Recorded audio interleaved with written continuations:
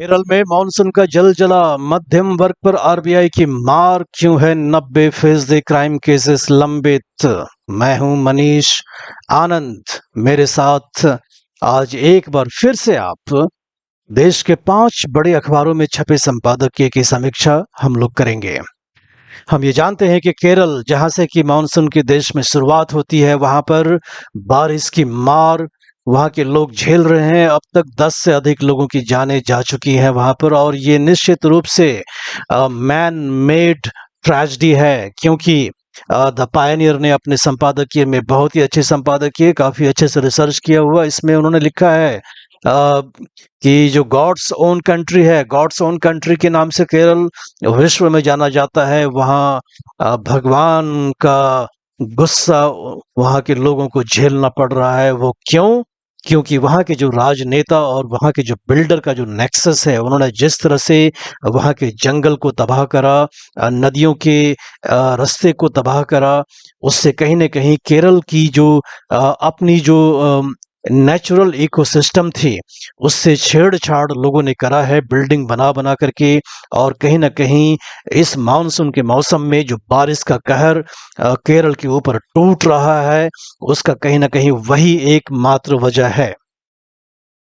हम ये जानते हैं कि ये जो वेस्टर्न घाट है, केरल और कर्नाटक जैसे राज्यों के लिए एक लाइफलाइन है, क्योंकि ये वेस्टर्न घाट एक तरह से बहुत ही बड़ा एक स्रोत है जंगल का, केरल में, तमिलनाडु में और कर्नाटक में। और जिस तरह से इल्लीगल माइनिंग वहाँ पर किया जा रहा है, पेड़ों को काटा जा रहा है, तो निश्चित रूप से उसका परिणाम भी लोगों को ही झेलना पड़ेगा, और ज़्यादा वक्त लगता नहीं है उस परिणाम को झेलने में। वह दंड लोगों को बहुत जल्दी मिल जाता है। और जो आज के तारीख में केरल में जो जलजला आया हुआ है, हर जगह लैंडस्लाइड, फ्लैश फ्लड्स और तमाम जो हमारी त्रासदियां हैं, प्राकृतिक त्रासदियां हैं, जिनको केरल के लोग आज के तारीख में उनको झेल रहे हैं, उसका कारण कहीं न कहीं वहाँ के जो पर्यावरण है उसके साथ जो छेड़छाड़ किया गया है, निश्चित रूप से राजनेताओं का उसकी ब्लेसिंग्स रही है, उसकी वजह से है। द पायनियर ये भी बताता है कि 70 के दशक में केरल में करीबन 9 लाख हेक्टेयर जमीन पर खेती की जाती थी। अब 2021 में वो महज 2 लाख हेक्टेयर पर खेती होती है। तो निश्चित रूप से खेती वाले जमीन जो पर्यावरण के साथ एक संतुलन बना करके रहा करते थे, उस पर भी मकान या बिल्डिंग या मॉल ऐसी चीजें बना दी गई हैं और जिसकी वजह से जो वेटलैंड्स होते थे, ऐसे जगह पर जो फ्लड प्लेन्स होते हैं नदियों की, उसके ऊपर बिल्डिंग का बना देना। और कहीं न कहीं उसकी वजह से जब बारिश के मौसम में नदियों में पानी ज़्यादा आती है, तब उसकी जो ट्रिब्यूटरीज़, जो सहयोगी नदियाँ होती हैं, चूँकि वो ख़त्म हो गए इन बिल्डरों की वजह से, अब वो पानी, एक्स्ट्रा जो पानी होती है, वो उसको ले नहीं पा रही हैं, और वो कहीं न कहीं फ्लैश फ्लड के रूप में केरल के लोगों के सामने तबाही का मंज़र दिखाता हुआ दिख रहा है। तो ऐसे में केरल में जो आज के तारीख में जो त्रासदी का आलम है, उसका कारण वहाँ के बिल्डर और पॉलिटिशियन का जो नेक्सस है, और कोई और नहीं, बस ये लोग ही हैं। रिजर्व बैंक ऑफ इंडिया ने रेपो रेट कल बढ़ाया 50 बेसिस पॉइंट से, और अगर हम देखें तो कुछ महीनों में ही, मात्र सिर्फ 3 महीनों में ही 140 बेसिस पॉइंट से repo rate reserve bank of India बढ़ा रखा है। लेमैन के टर्म में बोले तो रेपो रेट का बढ़ना मिडिल क्लास, मध्यम वर्गीय, निम्न वर्गीय लोगों के लिए अच्छा नहीं है, क्योंकि इससे सीधा आपकी लोन जो है और भी महंगा हो जाता है। आपकी जो लोन की जो किस्तें होती हैं, जो आप ईएमआई के रूप में चुकाते हैं, उसकी अवधि और बढ़ जाती है।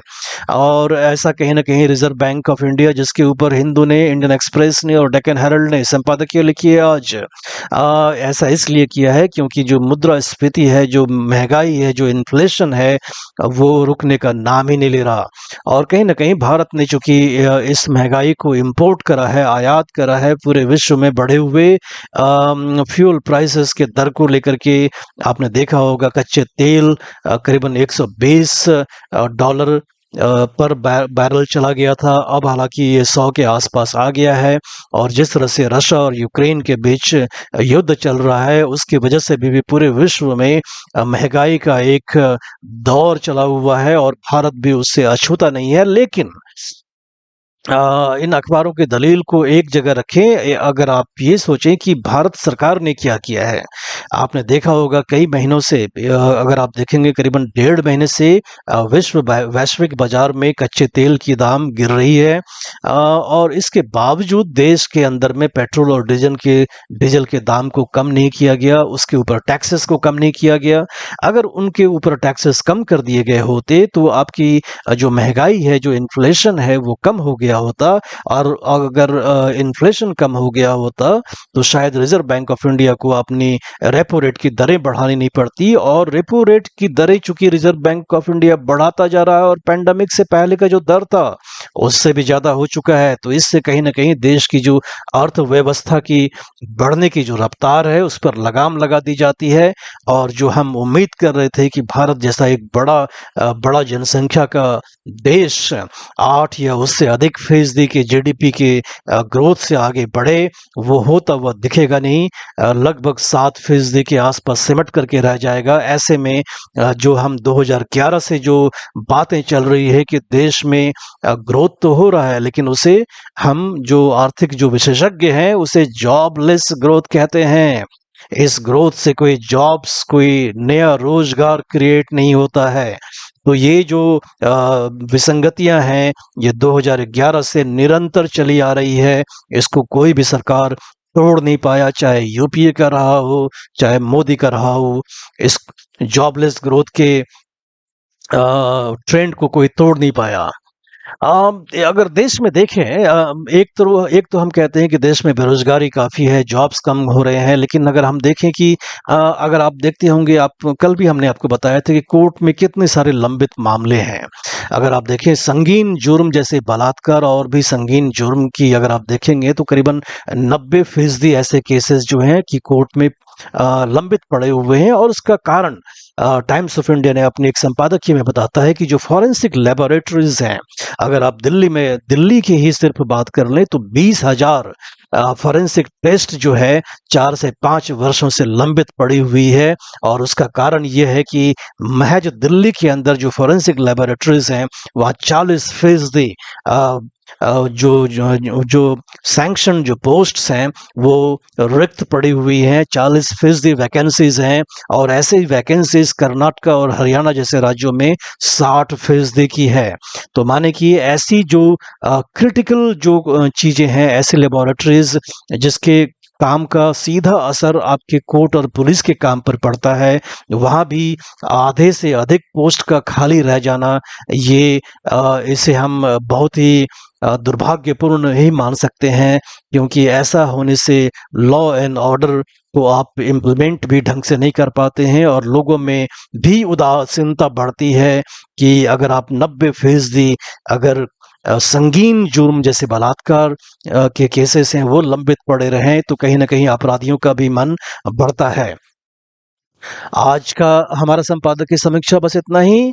अपना कमेंट हमें फीडबैक के रूप में बताएं। इसका लिंक अपने दोस्तों के साथ शेयर करें और चैनल को सब्सक्राइब भी करें। धन्यवाद।